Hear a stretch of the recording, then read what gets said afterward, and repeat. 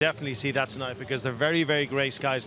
More rain to come. Kick off in around half an hour. We're going to take a very important tangent, if you don't mind, just for a moment, because the 22nd of this month is Earth Day, and BT's been doing its piece in the battle against climate change with a documentary running over the course of the week. But they've been doing the same here at Bristol. Hiya, how are you? All good. Well, good stuff. So Katie Cross, let me get the titles right. You're head of Pledgeball, and Peter Smith, you're head of change and sustainability at Bristol Sport, which is a combination of...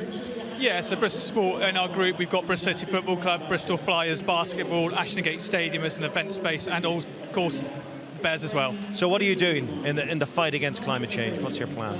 Well, we've got a collective initiative called Project Whitebeam, and we look to first of all recognise that we do have an impact on the environment. We want to measure that and we want to mitigate it across 5 areas. So it's about climate change, it's about waste, water, biodiversity, air quality. The club have signed up to the UN Sports for Climate Action Framework and Race to Zero targets, meaning that we aim to cut our carbon footprint by 50% by 2030 and be carbon neutral by 2040. So what do? You get props on, treadmills kind of powering the place, or what do you actually do?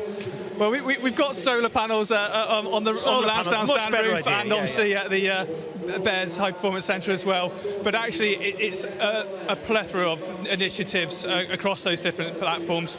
We're looking at some of the low-hanging fruit at the minute, so energy consumption, food, of course, is a big thing. So all the surplus pies and pasties here after the game today, if we've got any, we'll go to a homeless shelter less than a mile from the stadium.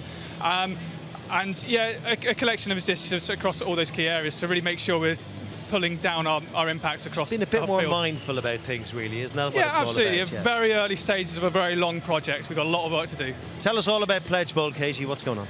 Yeah, thank you. So Pledgeball is a charity.